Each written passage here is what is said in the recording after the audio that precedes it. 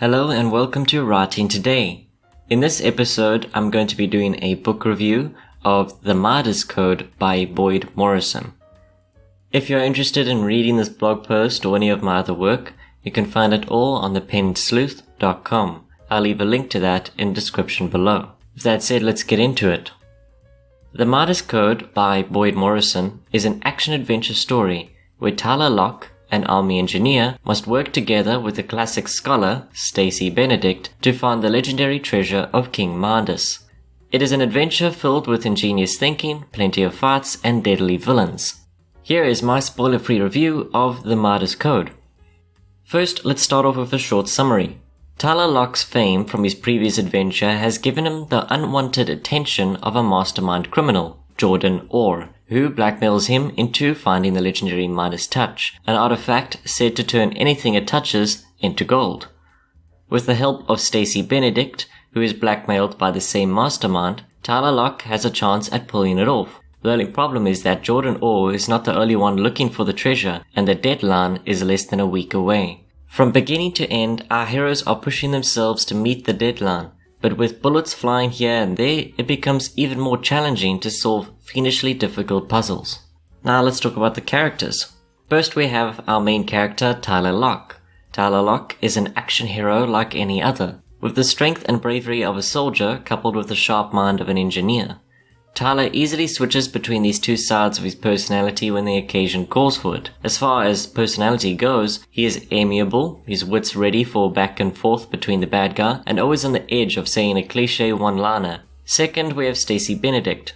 Stacey is the romantic interest/support in the story, but only superficially. The writer does an excellent job of establishing her role as being something greater than just a romantic interest. Tyler's mind may help him with mechanical challenges, but not when it comes to history and languages. That's where Stacey steps in. She is perfectly suited for a treasure hunt, having a mind well equipped to take on the mysteries and puzzles. Thirdly, we have our main antagonist, Jordan Orr.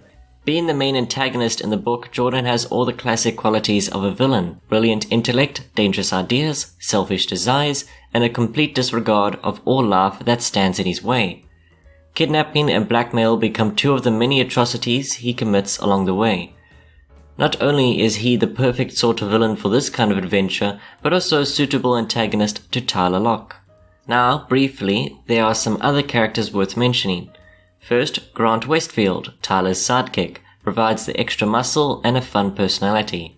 Second, Gear Cavanaugh, who plays the second antagonist, is just as deadly as Orr and with more connections and resources. Another obstacle for Tyler, Stacey, and Grant to look out for on their journey. So those are the characters. Now let's talk about the writing style.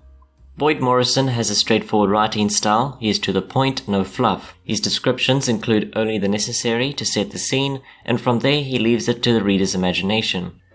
It's a common but effective writing style that has a major shortfall. When writing in this style, it's easy to set a scene poorly. These scenes are easy to notice and can make a scene with a lot of movement difficult to picture.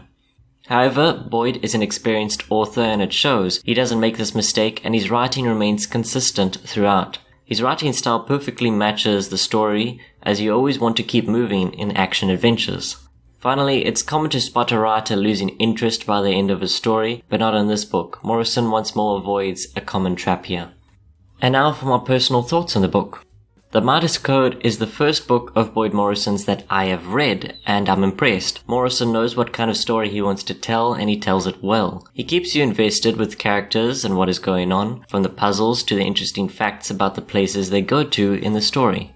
The characters weren't impactful or groundbreaking, but they were fun to read. Each played their role well, hero or villain. Tyler Locke especially felt like a Jack Reacher meets Indiana Jones-like character. However, the nuances of his personality simply don't show as much beyond a short, amusing scene. Of course, this isn't the first book in the Tyler Locke series, so I might learn more about his character from the Noah's Ark quest, which is definitely on my reading list. As for the antagonist, Jordan Orr is all of them. In the beginning, I considered him a cold, calculated killer, but by the end he goes full supervillain. You're given his perspective here and there, growing to understand his reasons and development, yet I felt that softened his effect in the story in a bad way, not making him more interesting but less intimidating. which made scenes with him less suspenseful. Now to conclude, I enjoyed the Midas Code overall. It's a fun adventure and is written well. If you're interested in mythical treasures, action-packed conflicts, and the ever-entertaining battle between good guy and bad guy, you will like reading the Midas Code. And that brings us to the end of this review. I hope you enjoyed, and if you did, please be sure to subscribe. If you want to check out any more of my content or see some of my work, you can find it all on thepenedsleuth.com. Once more, I'll leave a link in the description below. Thank you for watching, and as always, good day, good night, and happy reading.